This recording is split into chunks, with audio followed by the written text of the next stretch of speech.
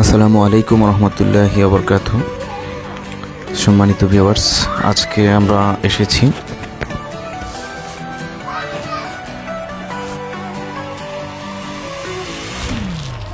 ফেনী জেলার দাগনভূঞা উপজেলার পূর্ব চন্দ্রপুর উপজেলার ইউনিয়নের প্রতাপপুর গ্রামে প্রতাপপুর জমিদার বাড়িতে।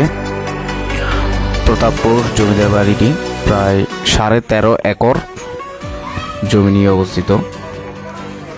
এখানে রয়েছে 5টি দোতলা ভবন, 5টি বৈঠকখানা।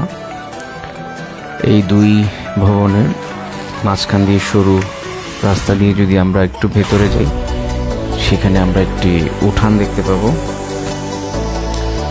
বিল্ডিং এই ভবনগুলো প্রায় ভঙ্গুর অবস্থা হয়ে গিয়েছে, যে কোনো মুহূর্তে এগুলো ইট ধসে পড়ার সম্ভাবনা রয়েছে। এটি হচ্ছে আপনার উঠান।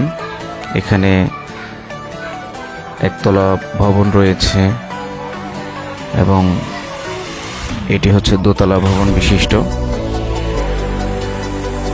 এখানে সত্যি বলতে একটা আসলে ভুতুড়ে একটা পরিবেশ তৈরি হয়েছে।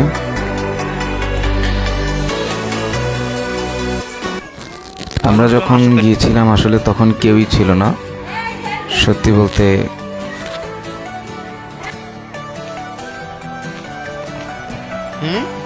আমরা পেছন দিক দিয়ে যাওয়ার চেষ্টা করেছিলাম।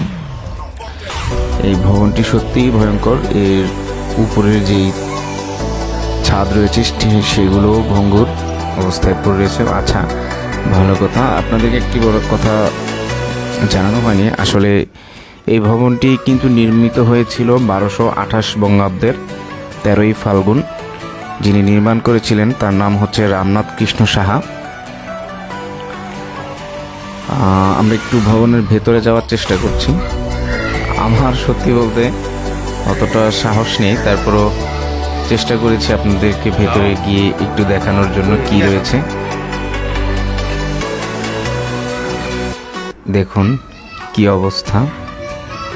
সত্যি বলতে এখানে কখনই আপনারা চেষ্টা করবেন না একা না আসার জন্য। একা না আসাই ভালো, কারণ কখন কি ঘটে যায় তার নিশ্চয়তা নেই।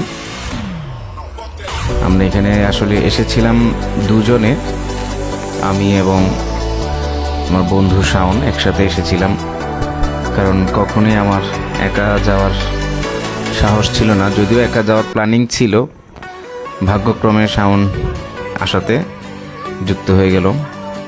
আজ এ পর্যন্তই। আসসালামু আলাইকুম রহমতুল্লাহ।